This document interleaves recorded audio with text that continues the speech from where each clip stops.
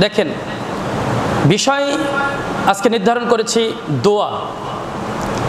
দোয়া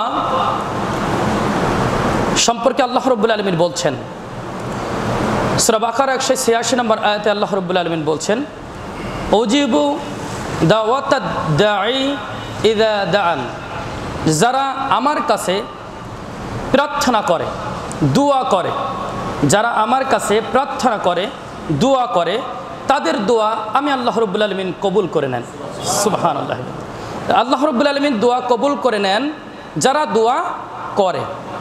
আল্লাহ রাব্বুল আলামিনের কাছে দোয়া করলে নবী মুহাম্মদ সাল্লাল্লাহু আলাইহি সাল্লাম বলছেন যে আল্লাহ রাব্বুল আলামিনের কাছে দোয়া করলে আল্লাহ ওই বান্দা ওই বান্দের উপরে খুশি হয়ে যায়।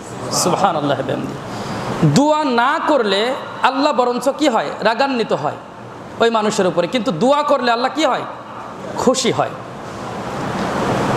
তাই আল্লাহ রাব্বুল আলামিন বলছেন সুতরাং তোমরা আমার হুকুম মান্য করো এবং আমার প্রতি নিঃসন্দেহে বিশ্বাস করো।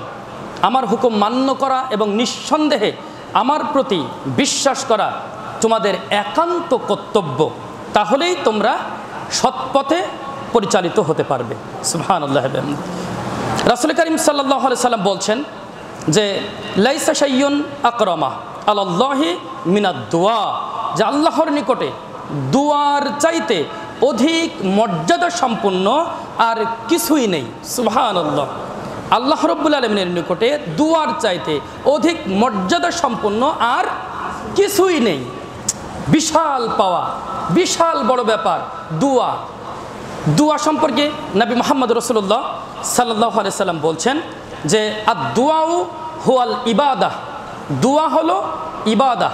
দোয়া কি? ইবাদাহ। এই যে আমরা যেমন সালাত, সিয়াম, হজ, যাকাত এগুলো করে থাকি না, তো এগুলো যেরকম একটা ইবাদত, ঠিক এমনি দোয়াও একটা কি ইবাদত। সুতরাং আমরা এই দোয়ার মাধ্যমে আল্লাহ রাব্বুল আলামিনের ইবাদত করব, গুণগান করব, আল্লাহ রাব্বুল আলামিনের স্মরণ করব, প্রশংসা করব।